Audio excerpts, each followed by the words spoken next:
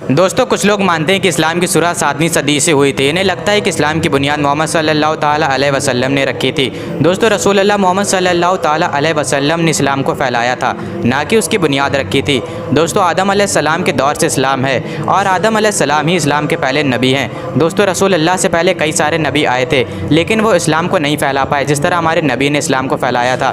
दोस्तों रसूलुल्लाह से पहले ईसा अलैहिस्सलाम, दाऊद अलैहिस्सलाम, मूसा अलैहिस्सलाम, इस्माइल अलैहिस्सलाम और इब्राहिम अलैहिस्सलाम ये सारे अल्लाह के भेजे हुए नबी थे।